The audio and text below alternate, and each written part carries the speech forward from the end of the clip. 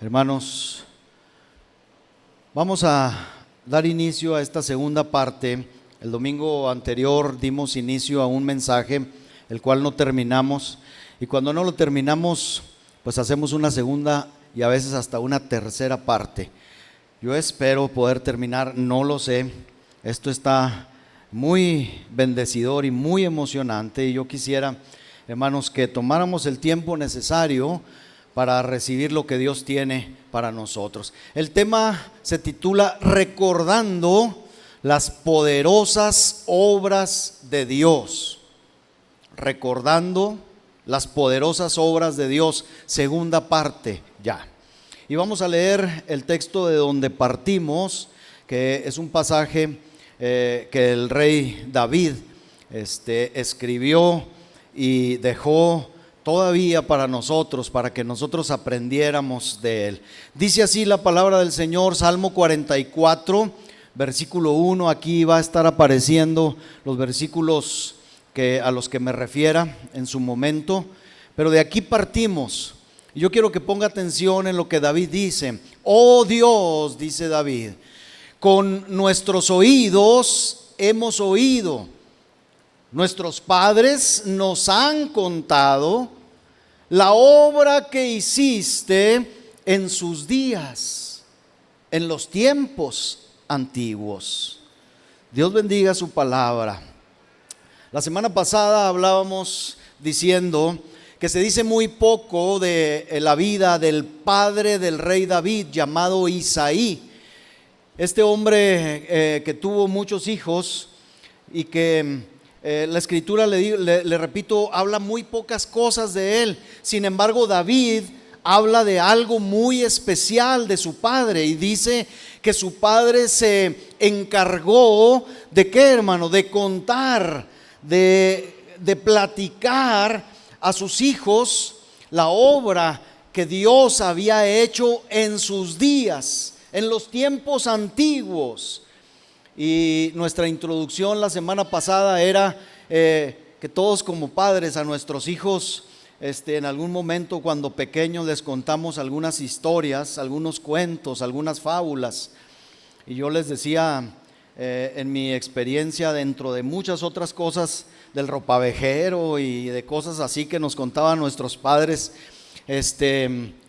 yo creí en Santa Claus hasta los 12 años, les decía yo la semana pasada, y mis primos se burlaban de mí. Y yo defendía el punto, les decía, no, ¿cómo que no? Sí existe. Me decían, ay, decía, pobrecito de ti. Bueno, pues esas eran las historias, ¿verdad? A lo mejor simplistas y con nada de verdad que nos contaron nuestros padres. Pero David se refería a otro tipo de historias, a otro tipo de actos. Eran lo que el padre de David, lo que Isaí contaba a David y a sus hijos, eran las poderosas obras de Dios. Eran cosas formidables, eran cosas maravillosas, hermano. Y bueno, entre esas cosas antiguas, porque dice en los tiempos antiguos, dice aquí, lo que hiciste en sus días en los tiempos antiguos, escogimos algunos tres o cuatro ejemplos la semana pasada de algunas obras maravillosas que Dios hizo. Hablamos de cómo Dios, cuando saca a su pueblo de Egipto, hace el gran prodigio de abrir el mar rojo para que su pueblo pasara. Hablamos de cómo Dios derrotó a los enemigos que vivían en la tierra de Canaán y que poderosamente Dios venció. Y fíjese lo que estoy diciendo, Dios venció, sí, a través de Israel, pero era Dios derrotando a los enemigos de Israel. ¿Se acuerdan? Hablamos de casos en especial, de hombres gigantes, de guerreros o paladines gigantes a los cuales Israel, como un pueblo no hecho para la guerra, derrotó por el poder y por el brazo poderoso de Dios. Entre otras cosas, hablamos de esto. Bueno, hoy vamos a continuar, nos quedamos en que el día aquel de Pentecostés, cuando Cristo ya había ascendido a los cielos, pero que había derramado su Espíritu Santo en aquella pequeña iglesia naciente, porque era un puñado de personas los que habían creído. Se derrama el Espíritu Santo y entonces dijimos, hermanos, que la palabra de Dios empieza a ser predicada y multitudes, óigalo bien, empezaron a creer.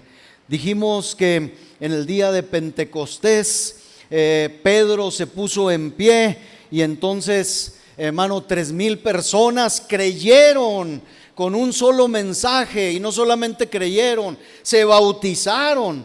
El día de ayer estaba viendo por ahí una aplicación donde aparte de comentarios explicativos de la Biblia, presentan algunos mapas de cómo era, por ejemplo, el templo de Jerusalén en aquel tiempo, y da mucha luz un mapa como este y fotografías de cómo era el templo exactamente. Porque, por ejemplo, yo no sabía que en la parte de atrás o a uno de los lados del templo de Jerusalén, el antiguo templo de Jerusalén, existían una serie de pilas que estaban destinadas para el bautismo precisamente. Y cuando ayer yo veía esto, yo dije, con razón, cuando Pedro predica, 3,000 personas pudieron bautizarse ahí. Esto es sorprendente, esto es maravilloso, ¿verdad?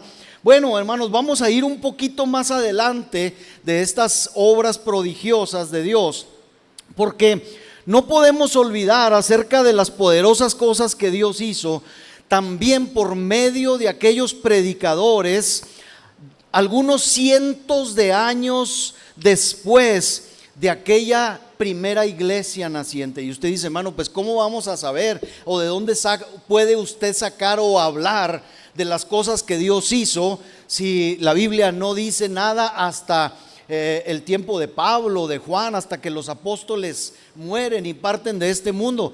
Hermanos, déjenme le digo, creo que cometemos un gran error y una gran omisión como pueblo de Dios, como iglesia de Dios, cuando no nos damos a la tarea de buscar y de investigar, porque hoy en la actualidad tenemos tanto a nuestro alcance, y esto es un aparatito chiquito, pero ahí, hermano, a través de una computadora, de un aparato como este y de todas las plataformas que tenemos material de sobra, escúcheme bien, para poder saber lo que Dios hizo después de que esa primera iglesia nació.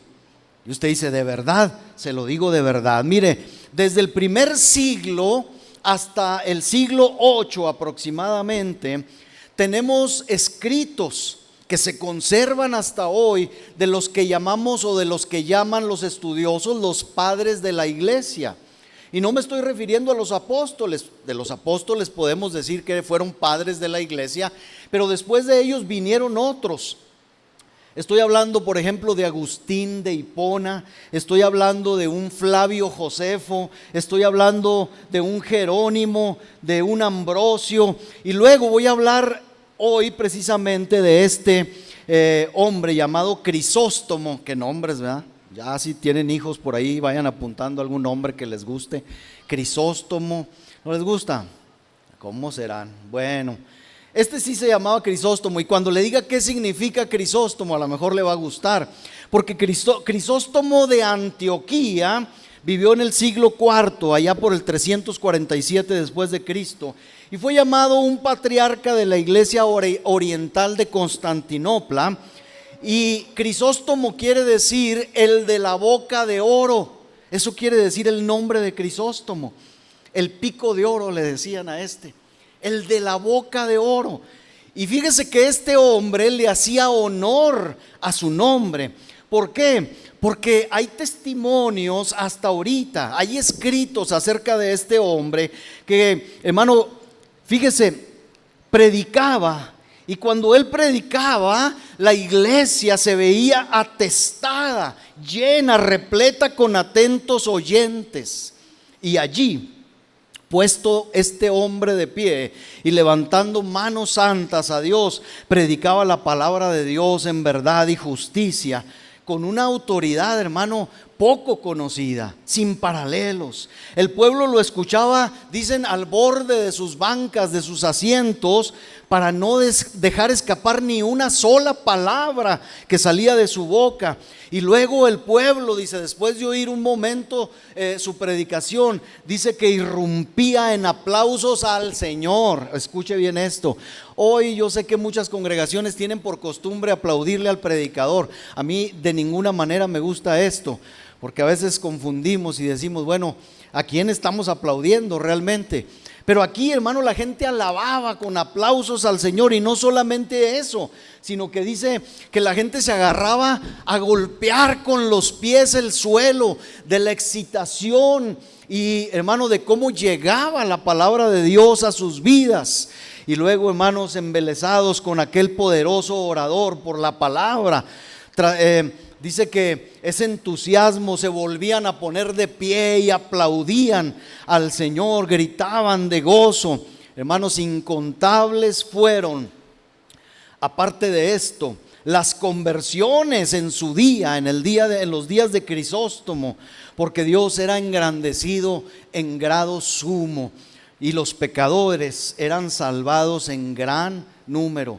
Hermano, lo que le estoy diciendo, búsquelo. Crisóstomo de Antioquía, era un patriarca de la iglesia oriental de Antioquía.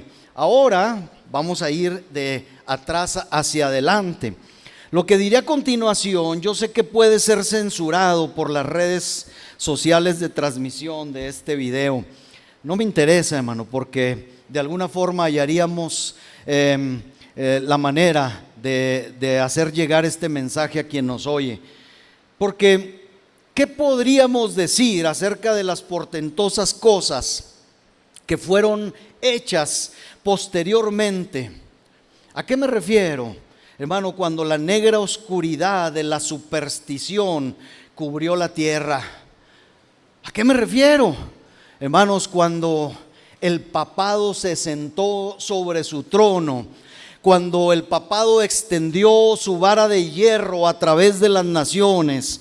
Cuando, hermano, la religión, no Cristo, ni la enseñanza de su palabra, sino la religión trató de cerrar las ventanas del cielo para apagar a las propias estrellas de Dios. Y luego, por un período, se aumentaron las tinieblas que cubrían a la gente. Esta infame mentira, hermano, de sucesión apostólica, no es como nos han hecho creer, que, hermano, se instituyó desde la muerte de los apóstoles. Si usted lee detenidamente la historia de la iglesia, hermano, del siglo primero, del siglo segundo, del siglo tercero, hasta el siglo cuarto aproximadamente, no hay tal doctrina, no hay tal enseñanza de sucesión apostólica. En el siglo quinto, del siglo quinto al siglo noveno más o menos, se consolidó la mentira que aún persiste todavía hasta ahora, pero no antes.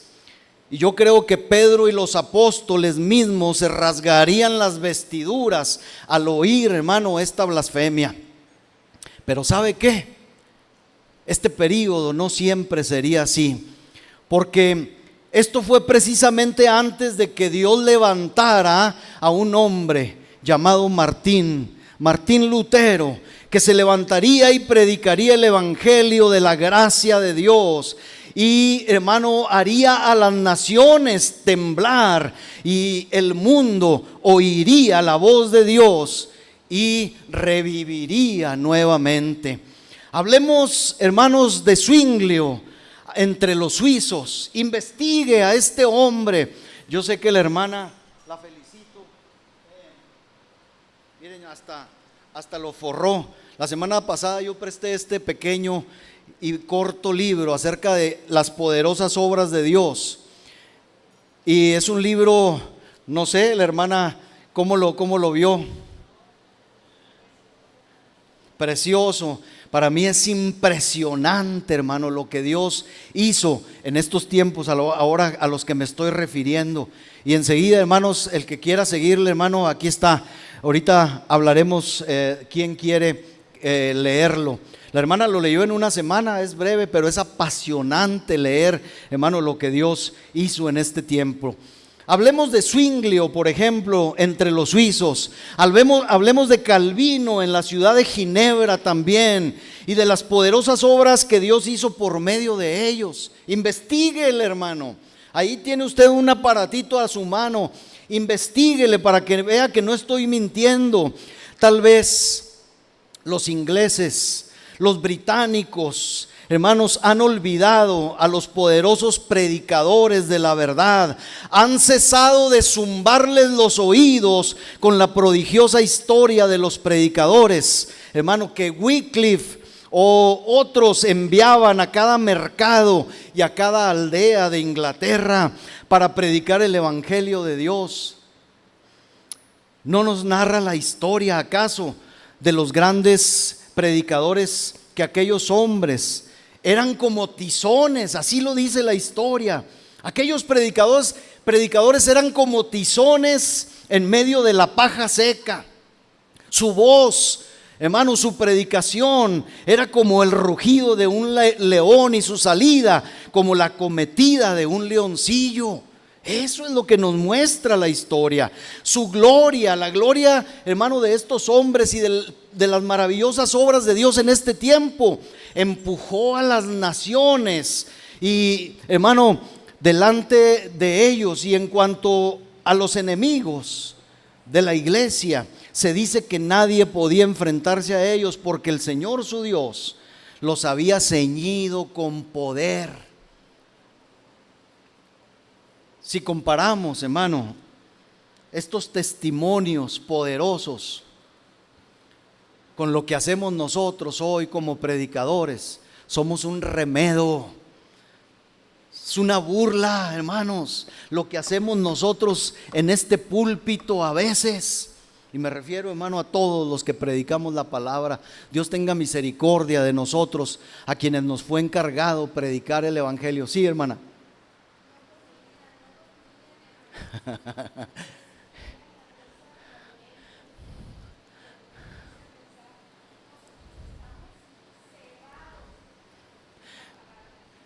La hermana dice que los predicadores estos y la iglesia misma, hermano, a veces no comía, no dormía por estar llenándose de la palabra de Dios. Ahorita voy a mencionar algunos ejemplos también acerca de esto. Y la hermana dice, nosotros realmente estamos cebados, es decir, estamos gordos de tanto conocimiento, de tanto que recibimos, pero no damos nada. Hermano, no predicamos, esto es cierto, ¿verdad? Esto es cierto. Bueno, hermanos, vamos a acercarnos un poquito más, vamos al siglo XVIII aproximadamente, y acerquémonos un poco más a nuestros tiempos, porque ciertamente hemos oído o leído acerca de las prodigiosas obras de Dios que hizo en los días de Juan Wesley. ¿Ha oído de Juan Wesley?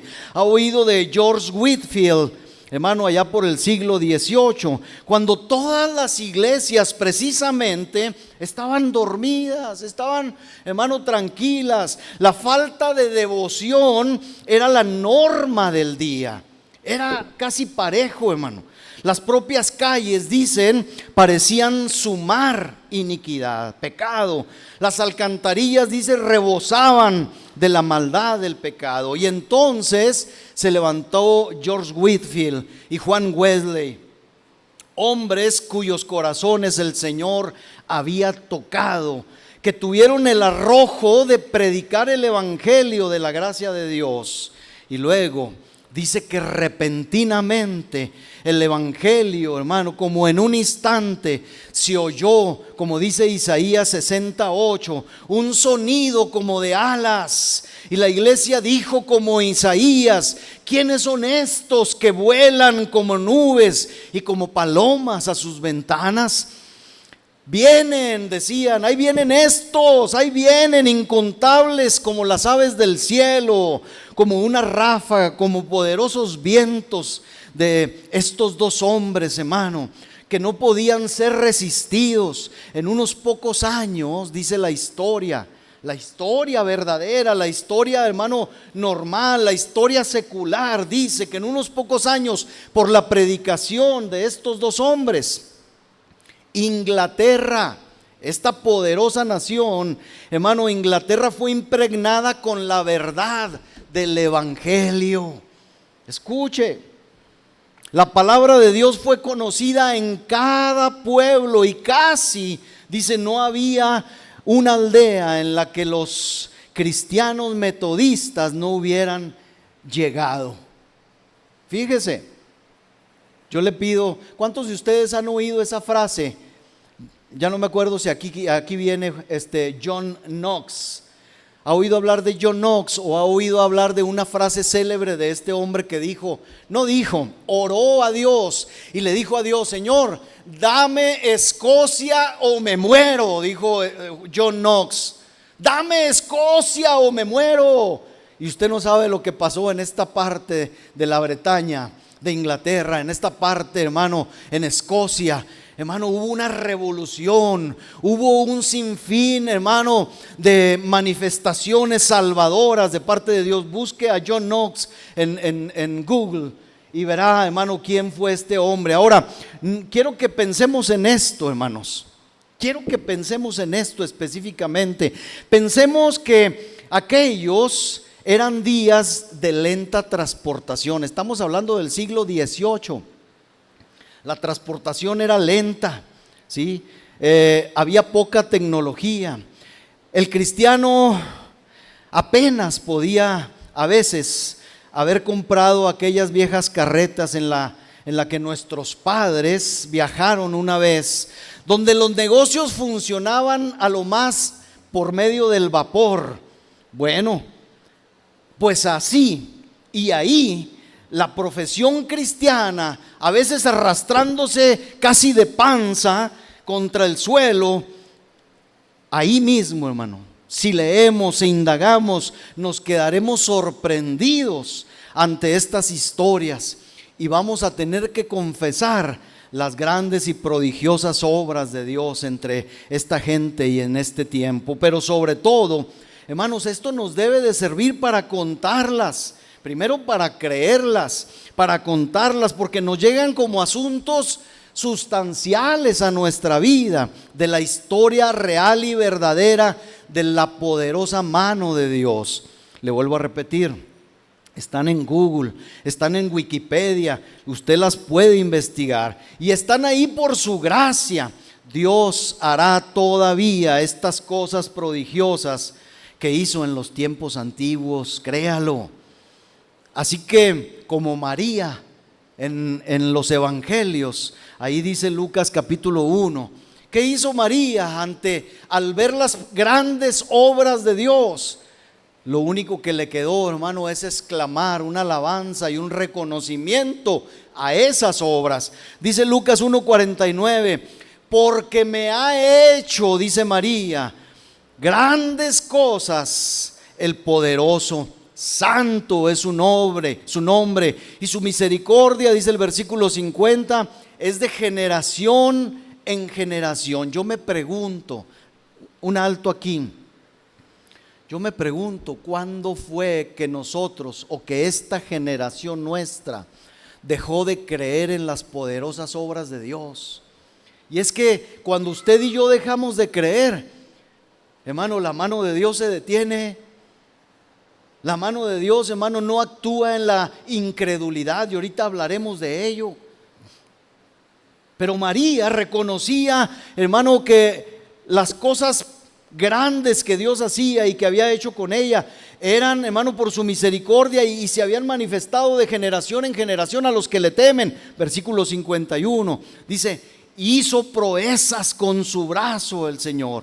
Y hermano, créame que Dios las hará aún. Esparció a los soberbios en el pensamiento de sus corazones. Versículo 52 dice: quitó de los tronos a los soberbios y exaltó a los humildes. Esto, hermano, es testimonio que nosotros poco conocemos, pero que debemos conocerlos. El propósito de este mensaje es ese: que conozcamos las poderosas obras de Dios, hermano, como David, que, hermano, alguien nos cuente lo que sucedió en antaño para que nazca en nosotros, hermano, ese deseo de que también se manifiesten en nuestro tiempo y en nosotros. Ahora, quiero llamar su atención a una característica especial de las obras de Dios en los tiempos antiguos. Y es que esas obras, hermano, derivan de un interés y un asombro creciente del hecho de que todas esas obras, todas esas maravillas fueron cosas que sucedieron repentinamente. ¿A qué me refiero? Estas obras no las prepararon, no las preparó alguien con antelación y dijo, a ver, vamos a hacerle así, vamos a hacerle así para que funcione esto. No, hermano.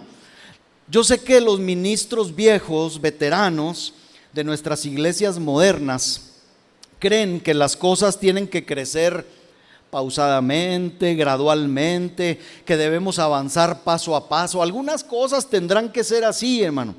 Algunos veteranos ministros dicen que la acción continua y el trabajo progresivo van a traer finalmente el éxito. En algunas cosas puede ser así, la disciplina, la constancia, hermano, nunca será mala, es buena. Pero lo maravilloso es que todas las obras de Dios de antaño han sido repentinamente explosivas, han sucedido. Cuando Pedro se puso de pie para predicar en aquel día, hermano, no tuvieron que pasar, la Biblia no dice que tuvieron que pasar 6 semanas para que 3,000 personas fueran convertidas. La Biblia no dice eso. La Biblia dice que de inmediato fueron convertidas y bautizadas ese mismo día. ¿Cómo lo hicieron? Yo no sé. Yo no sé si algún predicador en la tierra haya bautizado un día en nuestro tiempo a 3,000 personas, un solo día. Yo no sé, yo creo que Pedro recibió ayuda, ¿verdad? Pero es impresionante, es un trabajo arduo, no fácil. Bueno, la Biblia dice, hermano, que esas 3,000 personas se volvieron al Señor en aquella hora. Esos individuos se convirtieron en discípulos de Cristo tan verdaderamente como podrían haberlo sido si su conversión les hubiera tomado 70 años. Sucedió en un solo día. Así fue en los días de Martín Lutero, hermanos, allá en el siglo XVI. Y yo sé, usted dice, hermano, ¿por qué no dejó este mensaje para octubre 31, que se celebra el día de la Reforma? Ya habrá tiempo y habrá palabra, hermano, para ese día. Yo creo que el mensaje, hermano, es para estos días y para nuestro tiempo, porque necesitamos, hermano, que Dios nos avispe ya. Ya está bueno, como dice la hermana, de estar engolosinados, recibiendo y recibiendo. Necesitamos meternos, hermano, al mover poderoso de las obras de Dios. Lo creo, no sé usted si lo crea. Pero mire, a Lutero no le tomó siglos para irrumpir en esa densa oscuridad que existía en Roma. Dios encendió la vela y la vela ardió, escúcheme, y hermano, hubo al instante luz. Dios obra de repente y de súbito. Si alguien hubiera, escúcheme bien, estado en Wittenberg, Alemania, y hubiera preguntado, ¿podrá acobardarse algún día el papado? ¿Podrá lograrse que tiemble el Vaticano? La respuesta habría sido no, porque hacerlo tomaría al menos 1000 años. Todos creían que el papado, la gran serpiente, se había enroscado de tal manera en torno a las naciones y las había sujetado tan firmemente con sus anillos opresores que no podían ser liberados excepto mediante un largo proceso. Sin embargo, Dios dijo, no va a ser así. Él hirió gravemente al dragón y las naciones fueron liberadas. Él quebrantó las puertas de bronce, como dice la Escritura, y desmenuzó los cerrojos de hierro, y la gente quedó libre, hermano, en cuestión de horas, en cuestión de días. El pueblo, como dice Isaías 9:2, el pueblo que andaba en tinieblas vio gran luz. Para los que moraban en tierra de sombra de muerte, luz resplandeció sobre ellos. Lo mismo sucedió en los días de Whitefield. La represión para una iglesia dormida no fue una obra de mucho tiempo, hermano. Se realizó de inmediato.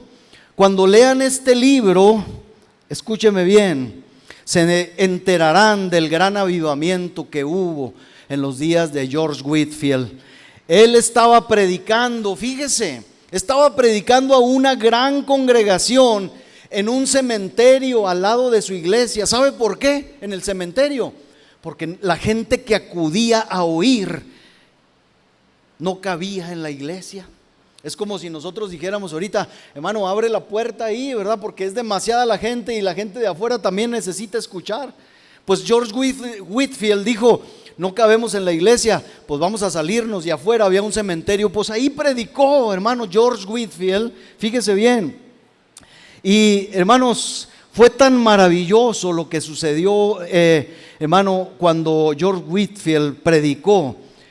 Hubo un gran avivamiento. No cabía la gente en ningún edificio conocido de aquel tiempo. Y Escocia, junto con la iglesia, no cabía ahí, hermano. El poder de Dios vino sobre los oyentes. Dice la historia, no cabían, y el poder de Dios vino sobre los oyentes. La multitud, hermano, uno tras otro, dice, empezaron a caer y a caer la gente al suelo, como si hubieran sido heridos. ¿No dice la Biblia, hermano, que la palabra de Dios es como espada de dos filos? ¿No dice la Escritura que la palabra de Dios penetra hasta partir el alma, los huesos, las coyunturas, discierne los pensamientos y las intenciones del corazón? Pues, hermano, esto se hizo real en estos días.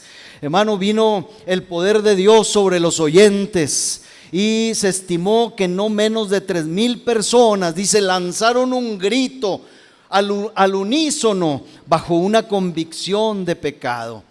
Whitefield continuó predicando, a veces tronando como los hijos del trueno, como los Boanerges, y otras consolando como Bernabé. Y la obra, dice, se esparció y ninguna lengua podría contar las grandes cosas que Dios hizo como resultado de aquel sermón, un solo sermón de este hombre. Dicen algunos, sin demeritar obviamente, que ni siquiera el sermón de Pedro y aquella conversión que ya mencionamos de 3,000 personas igualó lo que pasó ese día, hermano, en Escocia. ¿Cómo estaría? ¿Cómo sería, hermano? Pero sobre todo porque fue también de una manera repentina. Como un estallido de trueno, Dios había descendido de lo alto, no lentamente, sino cabalgando sobre el presto querubín, volando sobre las alas del impetuoso viento. La obra siempre ha sido repentina. Los hombres apenas podían creer que fuera cierto, pues fue realizada en un lapso muy breve, hermanos. Le voy a dar otro dato para que lo investigue. ¿Han escuchado acerca del gran avivamiento que hubo en Belfast, Irlanda? Búsquelo también, búsquelo, hermano, como el avivamiento irlandés, búsquelo así, allá esto fue en el siglo XIX, más cercano a nosotros. Lo que sucedió en Irlanda y a sus alrededores, hermano, se decía que los hombres más ruines y viles y que las mujeres más depravadas de Belfast experimentaban una rara convulsión. Y usted dice, hermanos, ahí el pentecostalismo. No fue el pentecostalismo, fue Dios. Que ya después le pusiéramos nombre, eso ya es otra cosa. Según el mundo la definía, dice, convulsionaban al oír la predicación de los predicadores. Pero nosotros sabemos, hermano, que más bien habían recibido la irrupción del Espíritu Santo, así lo entendemos. Hombres que solían ser borrachos, dice la historia, sintieron de pronto un impulso que los condujo a orar. Qué raro, ¿verdad? Ellos se resistían, recurrían a sus copas para apagar aquella sensación, pero mientras más juraban y buscaban apagar al espíritu por medio de su blasfemia, Dios los llevó al fin a ponerse de rodillas y se vieron, hermanos, forzados a clamar pidiendo misericordia con gritos penetrantes y a agonizar en oración. Fíjese.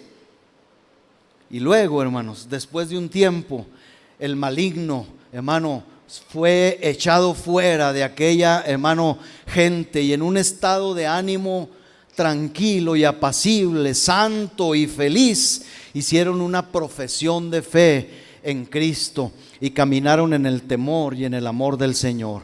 Allí, hermano, cantidad de gente fue convertida. Pudiéramos pensar que eso es algo extraordinario, pero la historia dice que fueron convertidos, hermano, ahí en no sé cómo se mencione, Bol-Aimena, ciudad de Irlanda del Norte, y en Belfast, la capital. De hecho se cuenta, fíjese, se cuenta que algunos hombres, ¿verdad?, sacerdotes vendían botellitas, dice, con agua bendita para que la gente la bebiera y fuera preservada o fuera cuidada de ese desesperado, llamaban contagio del Espíritu Santo. Le decían a la gente, no, pues si no quieres sentir esa presencia, ¿verdad?, ese mover del Espíritu, tómate esta agua, está bendita, para que te proteja de estas cosas. Se decía que esa agua tenía una eficacia tal que lograba que los que la bebieran no fueran susceptibles a que el Espíritu Santo se entrometiera con ellos, según les decían, ¿verdad?, los sacerdotes. Pero también les decían que si asistían a las reuniones, ni siquiera el agua bendita podría preservarlos, porque serían muy propensos a caer presas de la divina presencia. ¿Cómo somos, verdad? A veces los hombres, cómo somos rejegos, cómo somos duros de corazón. Si Dios se está moviendo y quiere hacer un bien con nosotros, a veces las envidias y estas cosas dicen, hombre, haz esto para que no te pase esto tan maravillosamente bueno. Bueno, pues esto era lo que sucedía, hermanos, en este tiempo. Sin embargo, hermano, la gente era susceptible de caer presa de este poder, hermano. Asistieran o no asistieran, Dios se estaba moviendo. Asistieran a las reuniones o no, hermanos, el poderoso brazo de Dios estaba extendido para salvar. Todo eso se produjo repentinamente, y aunque pudiéramos esperar o tratar de encontrar algún elemento que hubiera influido en estas cosas, hermano, esta obra, le vuelvo a repetir, en general es una obra espiritual y una obra que permanece en la historia de la iglesia. A lo mejor alguien podrá encontrar un poco de espuma en la superficie, pero hermano, cuando leemos estas cosas, hay una corriente que corre en lo profundo, que no puede ser resistida, que barre por debajo y, hermano, que arrastra todo consigo. Esas son las obras poderosas de nuestro Dios. Por lo menos hay registros que debieran despertar nuestro interés, hermanos.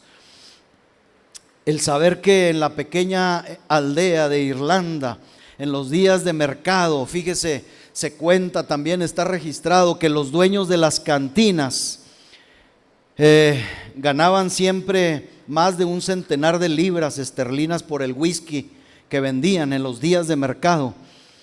Pero en este entonces dicen que los cantineros no podían cobrar ni un soberano. El soberano es la moneda más pequeña de aquel tiempo, más pequeña, de menos valor. No podían cobrar ni lo más mínimo durante todo un día. ¿Por qué? Porque los hombres que una vez fueron borrachos ahora se reunían a orar, hermanos. Y hay personas que después, y aquí viene lo que decía la hermana y lo que les decía yo hace un momento, había personas, o las personas en este tiempo, después de oír un mensaje, hermano, de parte de los predicadores, no se iban de las iglesias y se quedaban, y entonces el ministro tenía que predicar otro mensaje, y a veces hasta uno tercero, y luego el ministro tenía que decirle, ¿saben qué? Estoy rendido y me tengo que ir. Pero no conforme, los oyentes, dice, se dividían en grupos saliendo de sus casas, y en sus casas esos grupos seguían clamando a Dios, pidiéndole a Dios que sus poderosas obras se multiplicaran y que los pecadores se siguieran convirtiendo a Dios. Y dirá alguien, bueno, yo no puedo creer eso. Y hermano, yo sé que hay gente que no puede creer, pero algunos de nosotros yo espero que sí podamos creer, porque lo leemos en la Escritura y lo leemos en la historia secular en medio de estos hombres. Se lo vuelvo a repetir, la historia nos ha contado y nos cuenta. La historia secular, ¿cómo se dice? La ciencia esa que estudia las ruinas y la arqueología da testimonio de todas estas cosas, hermano. Cada día hay descubrimientos que testifican que lo que se dice de las poderosas obras de Dios es verdad. ¿Estamos preparados, pregunto yo, para creer que Dios puede hacer ahora cosas semejantes? Hermano, usted responda sí o no. Voy a tocar otro punto, porque también hemos de observar aquí que hay una característica, hermanos, muy clara en todas estas antiguas historias. Y es que siempre que Dios ha realizado una obra poderosa, ha sido por medio de un instrumento muy insignificante, hermano. Siempre que Dios ha hecho grandes cosas, Dios no ha usado a grandes hombres de renombre, a importantes títulos de hombres. No, hermano, siempre ha sido diferente. Cuando Dios venció a Goliat, según la Escritura, fue por medio del pequeño David, que no era más que un muchachito rubio ahí, cuidador de ovejas. ¿Se acuerda del testimonio de David? Fue por medio del pequeño David, quien Dios le dio la victoria, o a través de quien Dios dio la victoria a su pueblo.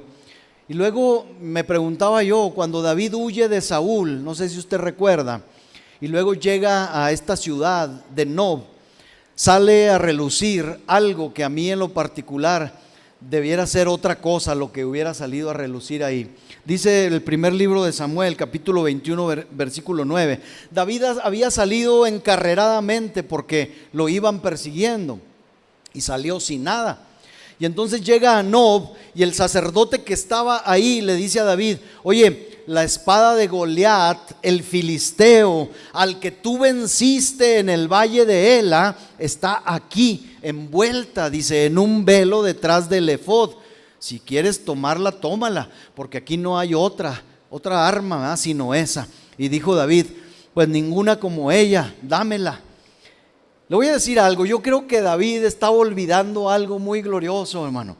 Yo creo en lo particular que David cometió un error aquí, porque la espada de David no debió ser guardada, hermano, en la armería de Dios.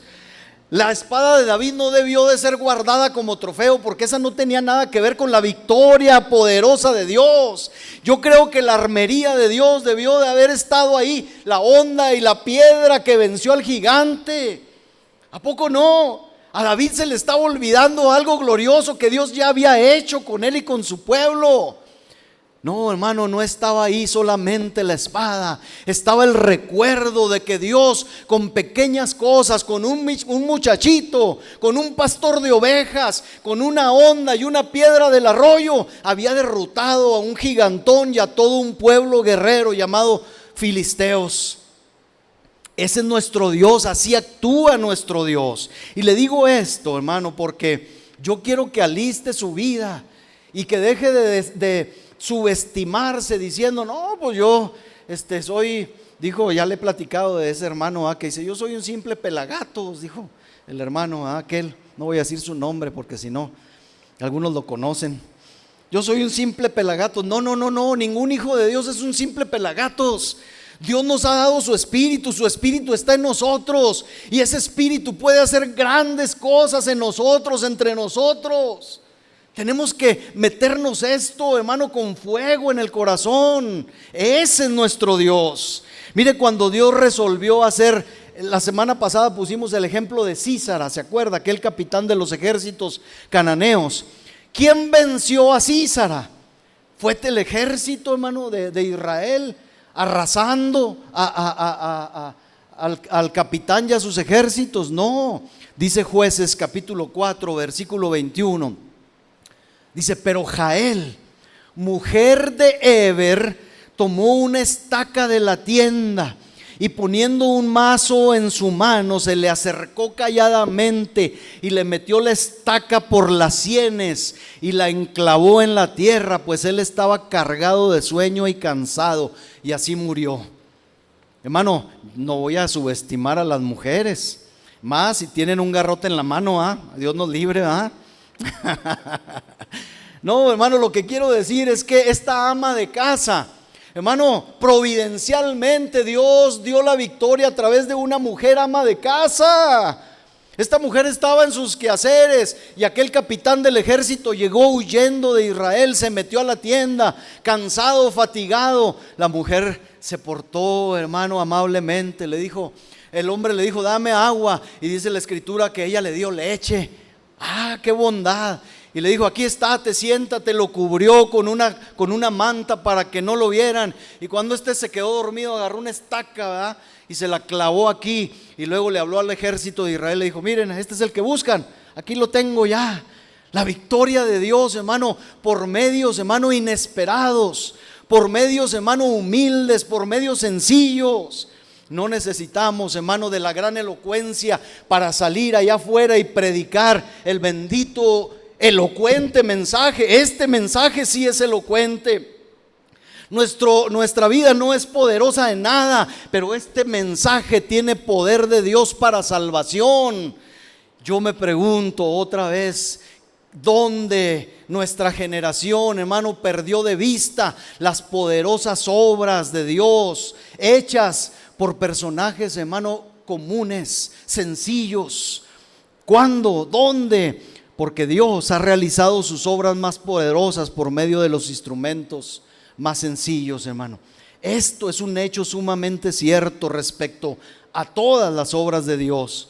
Pedro se levantó predicando, hermano, y 3,000 personas, pero Pedro era el pescador. Era Pedro el pescador en Pentecostés. Lutero, hermano, ese héroe de nosotros de la Reforma, era un humilde monje, dice la escritura. Whitfield era un mozo, hermano, en una posada llamada Old Bell en Gloucester, en el tiempo del avivamiento del siglo XVIII. Y le voy a decir algo, así será hasta el fin. Pablo lo dice, hermanos, que no son muchos nobles, no muchos grandes, no muchos, hermano, titulados. Dios quiere, hermano, usar su vida y la mía, hermano, y no hay pretexto para esto. Dios no obra con los caballos o con el carro de Faraón, sino con la vara de Moisés. Escuche esto, Él no realiza sus prodigios con el torbellino y la tormenta, los realiza a través del silbo apacible y delicado, para que toda la gloria y todo el honor sean suyos. Mi pregunta es, ¿no es acaso esto una fuente de aliento para usted y para mí? Preguntémonos, ¿por qué no podríamos ser utilizados para hacer aquí algunas obras poderosas para Dios, hermanos?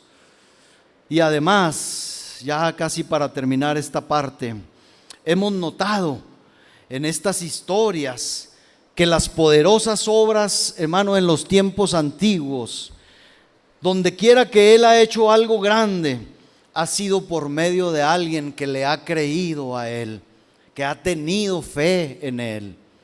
Yo creo verdaderamente en este momento que si Dios decidiera poner de manifiesto las operaciones de su poder y de su espíritu, ni el más obstinado corazón se opondría. Él hace lo que le place. Nadie puede detener, hermano, su mano cuando Él se dispone a hacerlo. Pero si alguien dice, yo no espero ver grandes cosas porque no son ya para este tiempo. ¿Cuántas veces hemos oído, hermano, de esto? Hay congregaciones, hay denominaciones cristianas inclusive, que tienen como por regla no creer en los milagros de Dios. Es parte de la creencia denominacional. Dice, no, los milagros fueron para otro tiempo porque tenían ciertos propósitos. Se les respeta, pero nosotros no creemos que Dios haya cambiado. Nosotros no creemos que la mano de Dios, como dice su palabra misma, se haya acortado para salvar. No creemos que el oído de Dios se haya agravado para oír. ¿Sí o no? No somos de esos. Pero si alguien no cree, hermano, ver grandes cosas y que no son para este tiempo, bueno, esa persona no será de ninguna manera decepcionada. No verá, hermano, por su falta de fe lo que Dios puede hacer. Pero quienes las esperamos, las veremos. Los hombres de gran fe hacen grandes cosas por Dios y para Dios. Fue Dios a través de Elías, escuche, el que mató a los sacerdotes de Baal. Si hubiera tenido Elías una fe como la nuestra, hermano, pequeña, los sacerdotes de Baal hubieran gobernado todavía al pueblo de Israel, lo hubieran sometido y nunca hubieran perecido a espada. Pero fue la fe de Elías la que lo indujo a decir, a confesar, como dice el primer libro de Reyes 18:21. ¿Hasta cuándo claudicaréis vosotros entre dos pensamientos? Les dijo cuando Elías se acerca a su pueblo. Si Jehová es Dios, Elías dice esto con fe o no, hermano. Les dice, a ver, vengan acá. Si Jehová es Dios, síganle. Y si Baal es Dios, vayan en pos de él. Y el pueblo, dicen, se quedó mudo.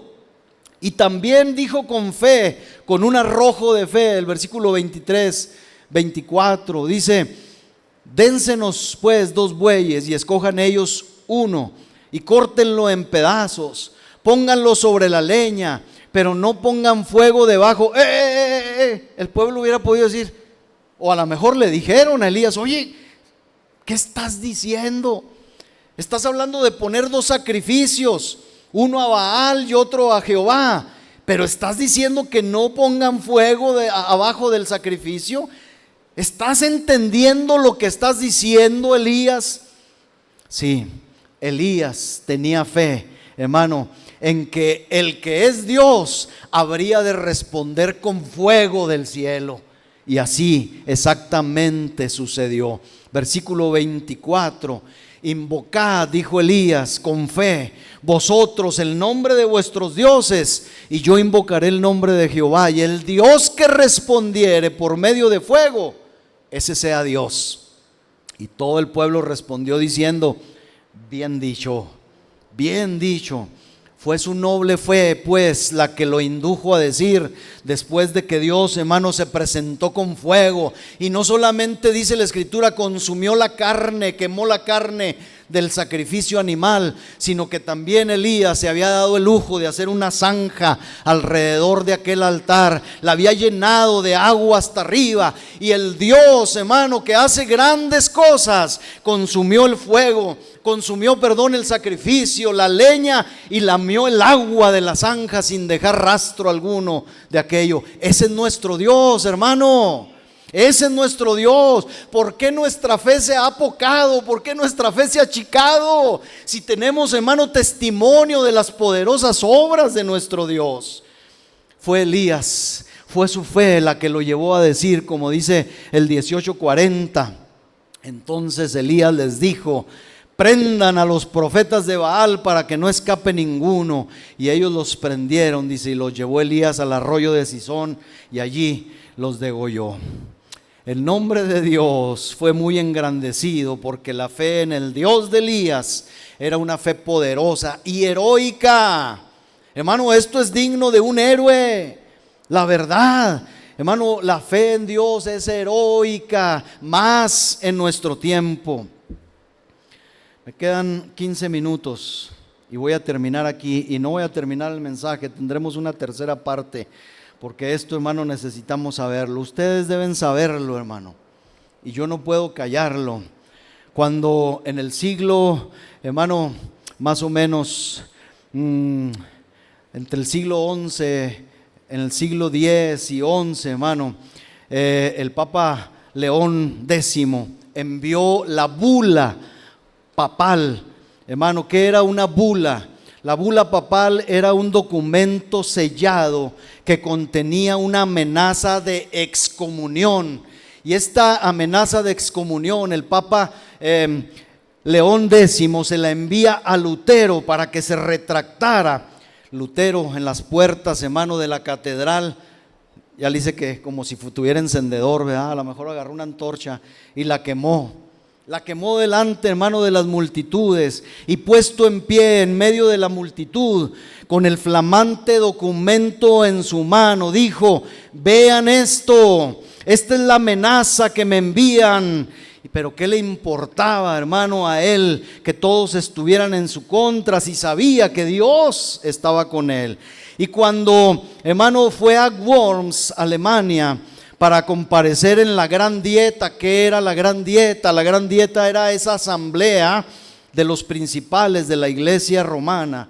Ahí, hermano, los seguidores le dijeron: no vayas, corres peligro, le dijeron a Lutero. Y de ahí viene la frase memorable y célebre de Lutero, que dijo: iré, porque aunque haya, hermano, tantos demonios en Worms como tejados en las casas, dice: yo iré y no temeré. Y hermano, curiosamente, hermano, Lutero se presentó ante la dieta romana, en Worms, y fue librado y regresó sano y salvo. Usted dice: ¿cómo lo dejaron escapar? El poder de Dios, hermano, manifestado en este hombre reformador. Lo mismo sucedió con Whitefield. Él creía y esperaba que Dios hiciera grandes cosas.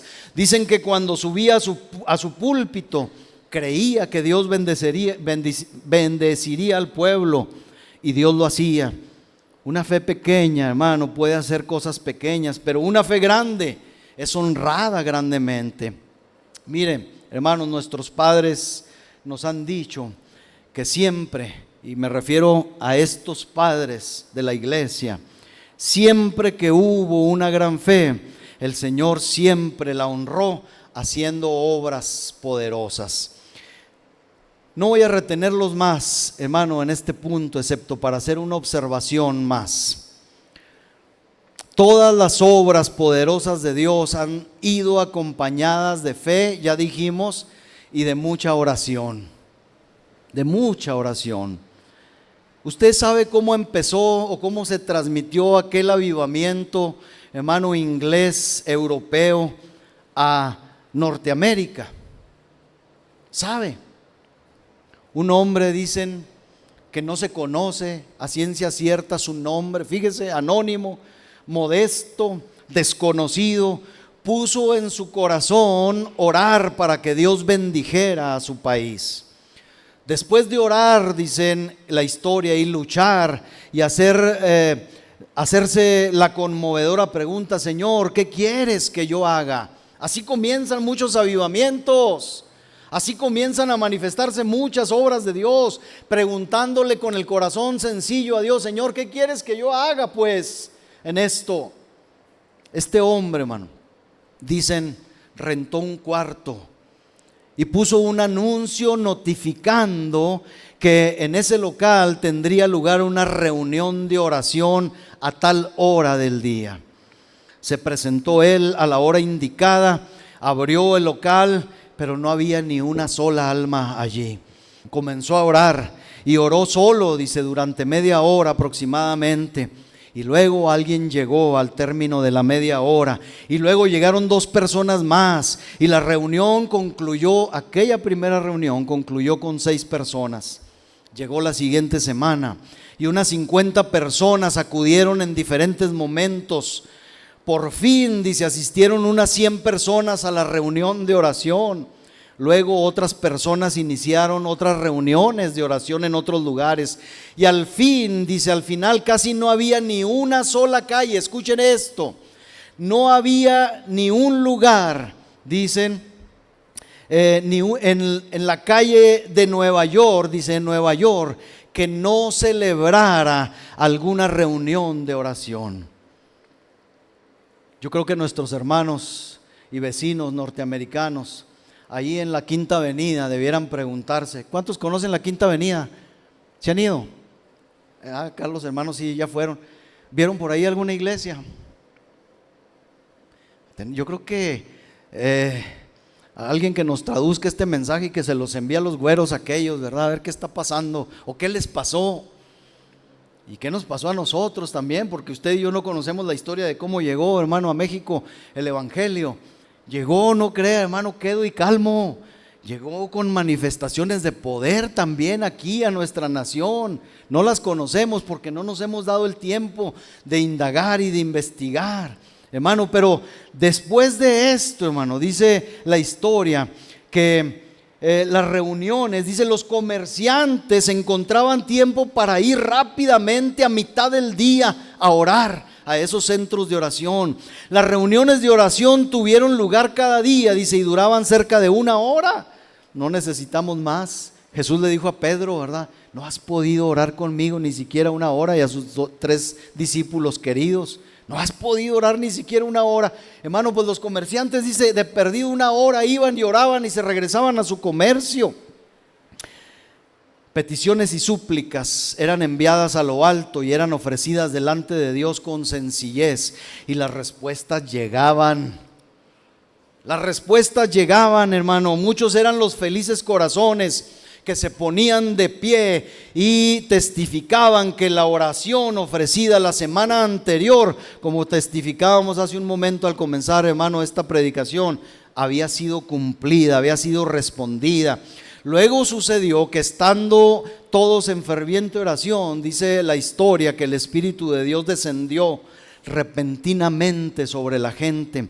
Entonces corrió el rumor también de que en una cierta aldea un predicador había estado predicando lleno de ardor, y que cientos de personas fueron convertidas en una semana, cientos de personas. El hecho se divulgó a todo lo ancho y a lo largo de los estados del norte del país, y estos avivamientos, hermano, del Espíritu se volvieron comunes y se generalizaron. Y se ha dicho algunas veces, escuche, que 250,000 de personas fueron convertidas al Señor en un breve lapso de 2 o 3 meses. 250,000 personas se convirtieron al Señor en este tiempo, en un lapso de 2 o 3 meses. El mismo efecto, el que le decía ahorita, se produjo ahí en Belfast, Irlanda. Por los mismos medios, un hermano descubrió en su corazón se albergaba el deseo de orar, y efectivamente oró. Luego tuvo lugar una habitual reunión de oración día tras día. Se congregaban para suplicar la bendición de Dios, y el fuego no duró mucho en descender. Se realizó la obra de Dios. Los pecadores, dice la historia, eran convertidos no individualmente, sino en pares, por centenas y por miles, y el nombre del Señor fue grandemente magnificado por el progreso del evangelio. Termino aquí esta primera parte, hermanos, de este mensaje. Yo hasta aquí he contado hechos comprobables, si usted quiere comprobarlos. Cada uno de nosotros debe hacer su propia evaluación de estos hechos, si es que así le parece, ¿verdad? Y le interesa. Las leyendas, como comenzamos este mensaje la semana pasada, y las fábulas, los cuentos, a veces son motivadores, y por exaltadas y bonitas que pretendan ser, nunca dejarán de ser lo que son: una mezcla de mitos e historias tradicionales fantásticas en el mayor de los casos. Pero lo relacionado con Dios y con su pueblo sobrepasa la ficción, con demostraciones de poder que atestiguan la grandeza de nuestro Dios y sus grandes hechos.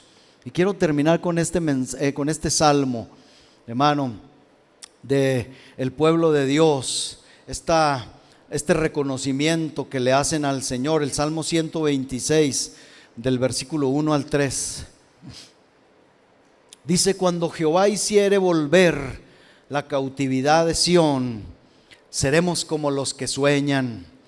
Hermano, yo creo que la iglesia está ahorita cautiva de sus propias ocupaciones. La iglesia, hermano, estamos cautivos de nuestros propios deseos.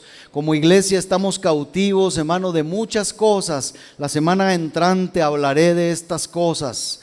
así de pasadita, porque no puedo dejar de decirlo y hablarlo.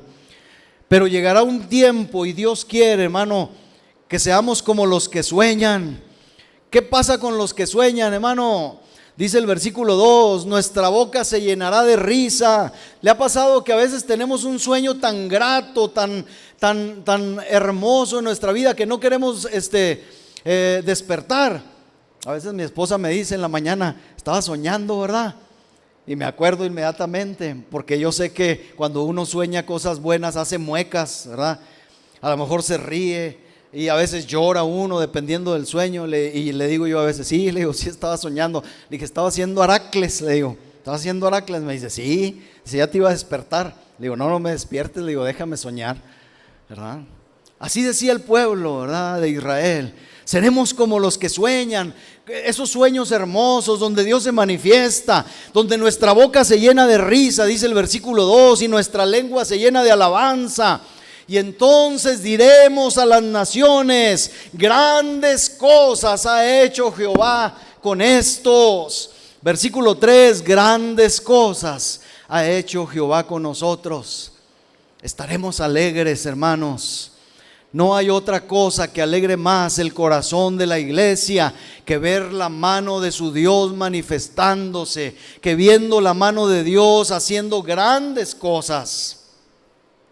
Lo podemos creer. Dios derribe, hermano, destruya toda incredulidad.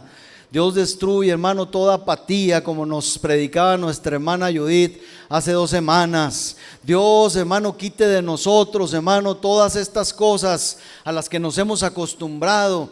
Pero el pueblo de Dios, hermano, ha de ver maravillas. Créalo, créalo. El Dios de antaño es el mismo Dios nuestro hoy y quiere manifestarse en medio nuestro. Póngase de pie. Aquí está este libro, hermanos. El libro se llama Biografías de Grandes Cristianos. Estos cristianos usted los puede, otra vez les repito, porque usted puede decir, pues es un libro cristiano, es un libro de ustedes. Lea a cada personaje de estos y luego métase a Wikipedia, vea a este hombre con el que empieza, Jerónimo Savonarola. Usted no va a poder creer, hermano, lo que Dios hizo a través de este hombre.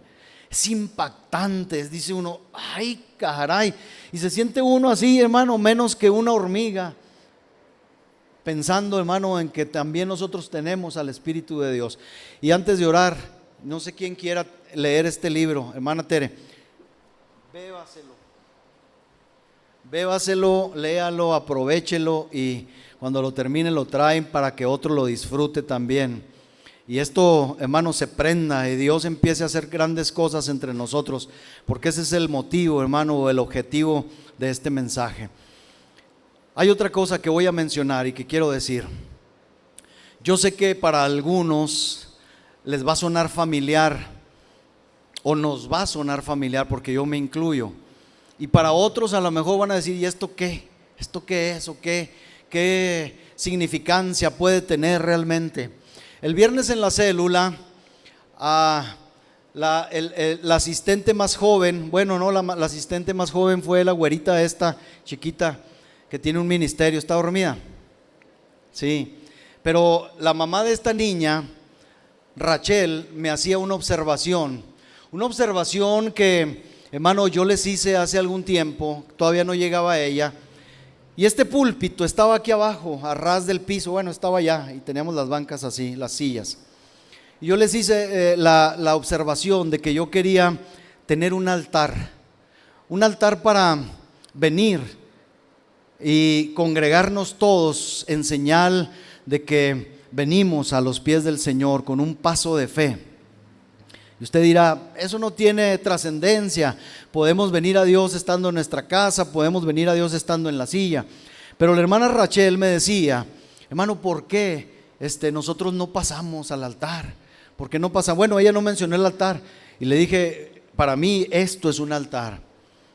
Para mí esto es venir. Nosotros fuimos acostumbrados a venir aquí y a veces a postrarnos, y a veces si no cabíamos permanecíamos de pie aquí al frente pidiendo al Señor que hiciera algo en nosotros.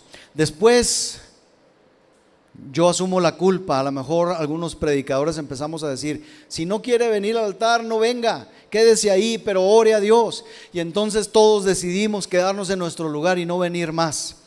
Cuando esto se instaló, hermano, que fue una donación y con la cual yo se los estuve anunciando y me alegré mucho. La única persona que vino una sola vez a este altar fue nuestra hermana Tere. Y no se me olvida. Yo procuro los miércoles estar aquí. Este es mi lugar de oración. Y usted dice, y Dios ha hecho grandes cosas. No es eso, hermano. Es, hermano, la actitud del corazón. Si nuestra actitud, hermano, si nuestro corazón no empieza con una buena actitud, hermano, vamos a seguir en la misma forma y en las mismas tendencias que la iglesia en general tiene hoy. Entonces, se lo dejo, hermano, a su consideración. Agradezco a Dios, como dice la Escritura, de la boca de los niños y de los que maman, de esta joven hermana Rachel, me haya traído a la memoria algo que un día hicimos con un propósito, con una causa, y que lo hemos desperdiciado. Se lo voy a decir: quiere venir a este lugar, si no se puede hincar, ya mandamos a hacer, hermano, unas mesas que vamos a tener tanto para el salón de acá atrás como para esta que Beto tiene, porque la vamos a mover. Yo quiero despejar aquí lo más que se pueda para que podamos, hermano, el que sienta en su corazón venir. Inclusive no necesita ser el momento después de la predicación, hermano. Yo muchas veces ahí estando en la banca, alabando, cantando a Dios, tengo el deseo de venir a este lugar, a postrarme y a orar. Y yo no quiero que usted se pierda esa bendición, porque así comienza, hermano, el mover de Dios y el despertar de Dios en su pueblo. Qué bueno que oigo algunos amenes. Así que, hermano, yo voy a orar y usted sabe, hermano, yo lo invito a que venga a este altar. Si quiere hincarse, si quiere permanecer parado, si podemos mover esa silla, hermano, si podemos hacer lo que sea, pero dé un paso al frente, hermano, en señal de que el Señor, hermano, está hablando a su vida y usted quiere vivir lo que Dios dice a través de este mensaje. Oramos. Padre, aquí estamos, Señor, delante de tu presencia. Lo dijimos al principio, lo dijimos cada día, Señor, que nos congregamos en este lugar, que tú estás aquí. Y no porque nosotros lo digamos, sino porque tu palabra lo dice y lo promete. Donde están 2 o 3 congregados en su nombre, estás tú ahí en medio de ellos. Y aunque no te vemos, podemos oírte. Muchas veces podemos sentirte. Señor, podemos creerlo. Gracias, Señor, por la oportunidad de estar aquí en esta casa. Gracias porque antes que cualquiera de nosotros llegáramos aquí, tú ya habías llegado. Tú ya lo habías preparado todo, lo habías llenado todo, Señor, con tu presencia.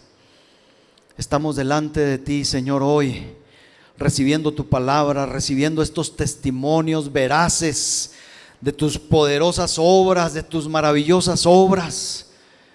Señor, obras que anhelamos y deseamos ver nuevamente, Señor, en nuestros días. Señor, al pasar a este altar, Señor, al abrir nuestros labios, hoy queremos decirte: manifiéstate, Señor. Ayúdanos a ser como los que sueñan. Ayúdanos, Señor, a que nuestra boca se llene de risa y nuestra lengua de alabanza. Señor, ayúdanos a testificar de tus grandes y maravillosas obras en nosotros. Señor, nada es casualidad, Señor, en nuestra vida. Todo lo que sucede y viene a nosotros y permites que exista entre nosotros, Señor, es con un propósito, con un motivo, por una razón que a veces no entendemos, no conocemos, pero que tú, Señor, en tu grande sabiduría, sí sabes, entiendes y conoces. Mi Dios, queremos ser partícipes de esas grandes obras. Queremos participar del mover de tu espíritu, y al contrario de aquellos hombres que no querían que se participara de estas maravillosas obras, nosotros te decimos: hazla, Señor, en nosotros. Muévete en nosotros, manifiéstate, conmueve nuestras vidas, conmueve nuestros corazones, conmueve todo nuestro ser, porque te necesitamos así, Señor, como el Dios grande y poderoso que tú eres. Mi Dios, que esto sea el comienzo, Señor, de un gran avivamiento entre nosotros. Y no digo entre nosotros como congregación, Señor, porque yo sé que tú no haces acepción de personas. Que sea un avivamiento entre todos aquellos que creen y confían en ti. Que así sea, mi Dios, por Cristo Jesús. Gracias. Muchas gracias, Señor. Bendito sea tu nombre para siempre. Te alabamos, Dios, te bendecimos y te damos desde luego todo el honor, toda la gloria y nuestra gratitud a ti. Gracias, Señor. Bendito seas, Dios mío.